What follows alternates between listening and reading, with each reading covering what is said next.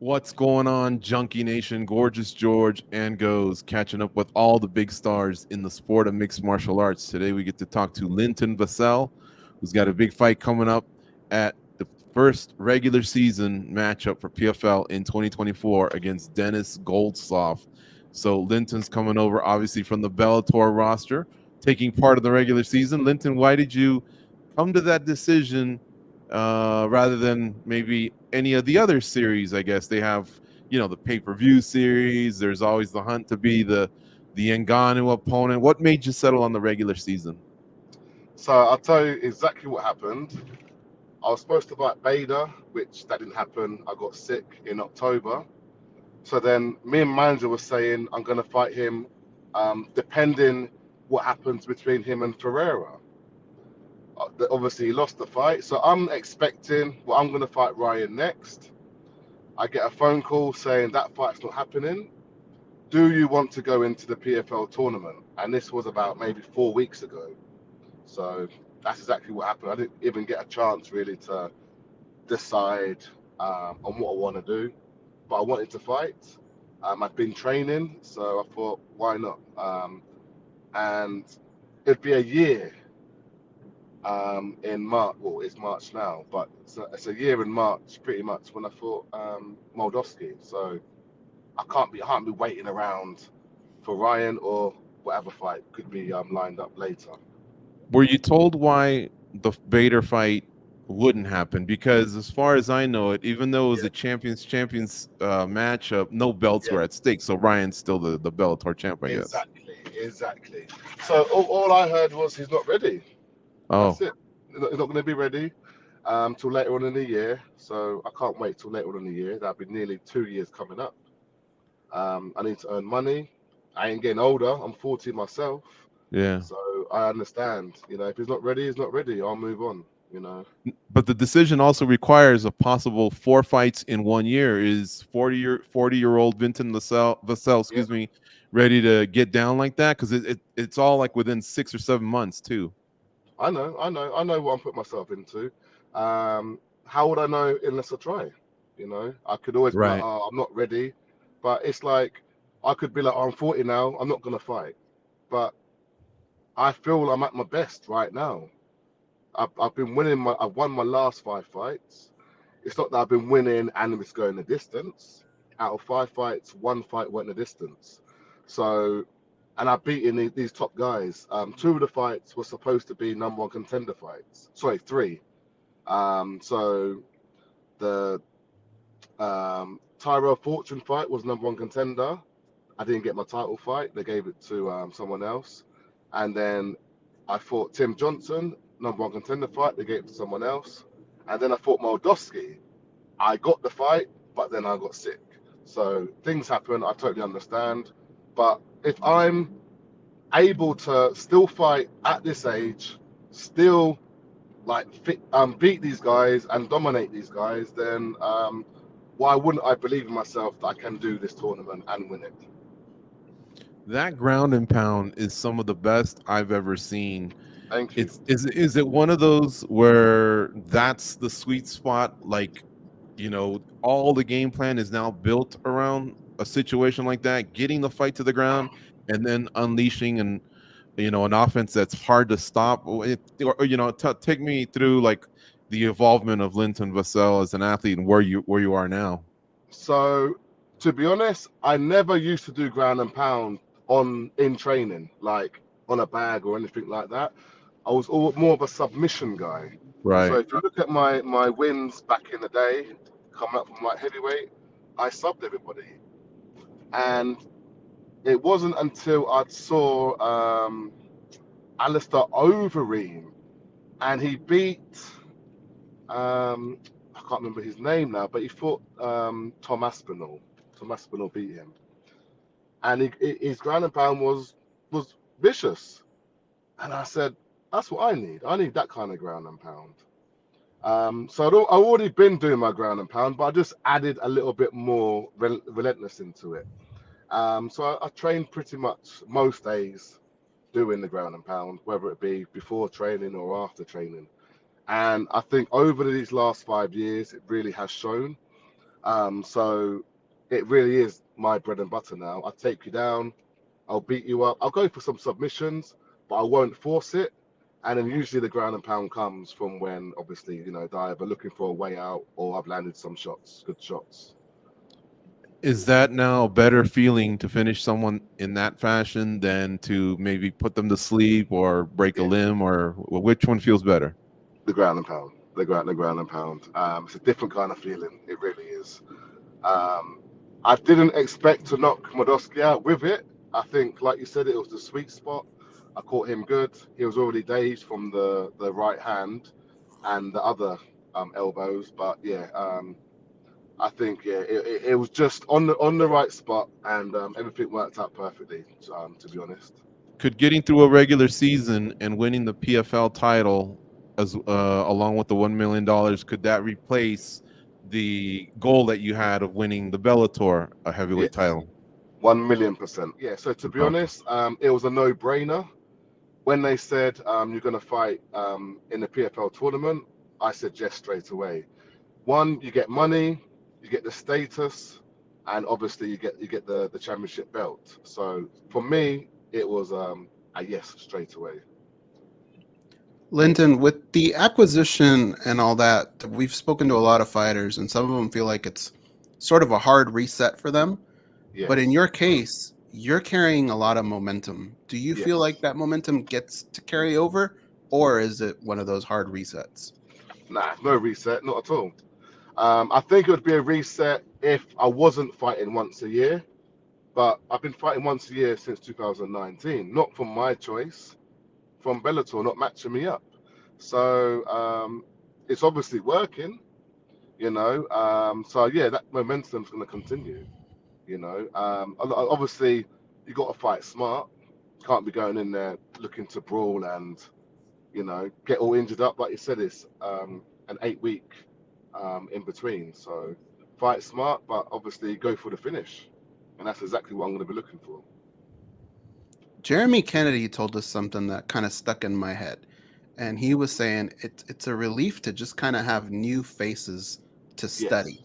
He's used to studying the same guys over and over, and now there's this new crop.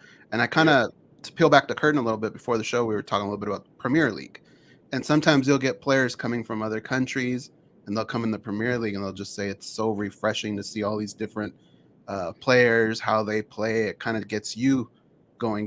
By the way, to peel back the curtain even more, we'd give you guys a million guesses. You'd never guess what the second topic was before the show. But back on this, does that Angelina Jolie, baby? Right, Angelina. Does that do that for you too? Like, to kind of have new faces, new people to study. Yeah. Does it reinvigorate you? Because I had this question earlier, and it really does, because like I said, I was #1 contender. So if I didn't fight Ryan Bader, who was I going to fight next? And it's pretty much PFL buying Bellator has answered my question. Now I've got a whole new roster to fight. So I think it's great. It's great for business, and it's definitely, should I say, excites me anyway, knowing that I've got all these new opponents that I can potentially fight soon. Is it hard not to think about Bader, Renan Fajeda, and Francis Ngannou? You got a tall task ahead of you to get through this season and get that milli, but those are some big dogs that are sitting around too. But I've got to get there first. So why am I going to think about people that I haven't even got to yet? I got Denis. I got to beat Denis before I even get there. Then I got to beat someone else and someone else. I think as fighters, why are you thinking about things that are not there yet? Focus on the task at hand, and then you can focus about the next and the next and the next. You start focusing about Francis and Ferreira and Bader, you're not focusing on your opponent, and you're probably going to get beaten. I'm fully locked in with Denis right now. Okay. What happened last year? You said you were sick. Is it something you revealed? Was it serious, or I got COVID, mate. Oh, okay. But yeah, my friend messed me up big time. I've never been that sick before. That I was in bed for about 5 to 6 days, and pretty much every time I'd try and get up and think, oh, I'm being a pussy. Nah, it reminded me like, hey, you're not good. So I chose the smart decision to not fight. One, I wouldn't have I probably got cleared anyway to fight, but two, I ain't putting myself through that. Like me and Bader fought back in 2017. I would be stupid to think I could beat Bader being sick, and I'd waited all this time to get here. To what, ruin it just like that? To be like, oh, I'm not well, I'll still fight him, I can beat him. Say for instance I didn't beat him, and then what? Oh, I was sick, I had COVID. You guys ain't gonna care. No one's gonna care. I probably wouldn't be in this tournament right now. I'd probably be sitting at home licking my wounds, thinking, why did I do that? So I'm glad what I did, to be honest. And you've been doing good with the rematches too. So I imagine Yes. the Vader is still on the radar. Yeah. Hey, right now he's not, because he's not in the tournament. So until that comes, you know, I think I focused a little bit too much energy on him from 2017. Ever since then, I wanted the rematch, and I finally got it. Things messed up, you know. It's just real bad timing. So that's all my me worrying about him. Now it's, like I said, now it's Denis. I got Denis to worry about. I know it's an individual sport, but was part of you rooting for Team Bellator versus Team PFL a few weeks ago? Yeah, 100%. I was Bellator, wasn't I? So I don't know where I am now, if I'm PFL or what. But yeah, obviously I was rooting for the Bellator boys. I've got Jason Jackson, and I got Impa as well. So obviously that's like Impa. So I got Jason Jackson. So I was rooting for him. Impa's my teammate, so I was rooting for him for the PFL side. Got it. So everyone else was Bellator, but I had one guy I wanted to win, was obviously, you know, was Impa. Did part of you wish it was you against Renan Fajeda there, just to go for the sweep or anything like that? Yeah, I'd be stupid and lying to everybody if I said it wasn't. We all say, oh, I wish it was me, but at the end of the day, what happened, didn't it? You know, it wasn't meant to be. I think things happen for a reason. I got sick for a reason, so it's like, your time wasn't now. Your time's gonna be right now, April 4th.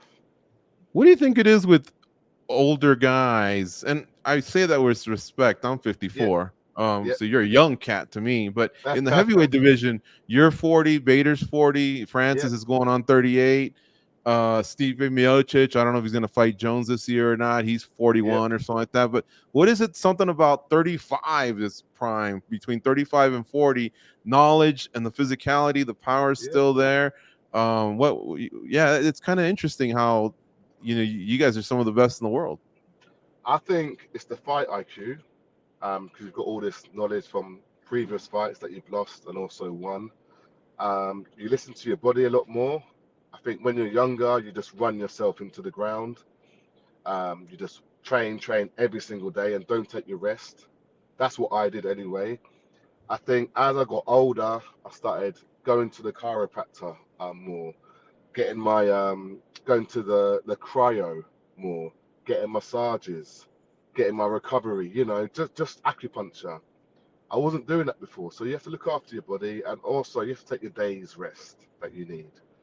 I think a lot of people underestimate rest is just as good as someone training, you know. Yeah. And the last question, have you already been told, are the rules going to be the same where in the regular season you can't use elbows? And I bring that up because going back to your ground and pound savagery, you'll have to maybe not throw those. No, that's cool, but you must have saw the post they put up today, right? I did not know. I'm sorry. Well, if you've ever looked, it's me versus Karatonov. No elbows, just ground and pound. Yeah, just ground and pound. Like, I totally understand the elbows are obviously more devastating, like you said, and vicious. But I've adapted to that. I just have to remember not to do it, but you know, I'm gonna be pretty dialed in and remember, you know, get disqualified if that happens. So yeah, I'll be picking my shots to go for the ground and pound with with knuckles.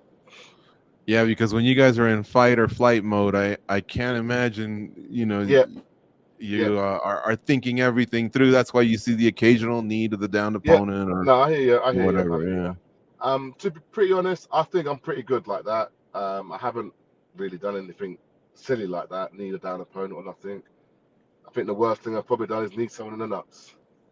Mm. To be honest, I've never been penalised for doing an eye poke or something stupid like that or knee. Mm-hmm. So, like Well, I said, I'm focused, but I sort of know what I'm doing in the moment. Linton, thank you so much for the time today. It was really Thank cool you. to see your name pop up as one of the 8 heavyweights that are gonna fight this year, because that really freshens things up. And again, you, like my brother said, you carried so much momentum last year, going into that title fight that didn't happen. This maybe would allow you to pick up some paychecks along the way to get to that big prize, and maybe make up for some of that time that Bellator just didn't use you enough. Yep, thank you. Appreciate that. We'll talk to you soon, mate. Take care. All the best, yeah. Thank you, boys.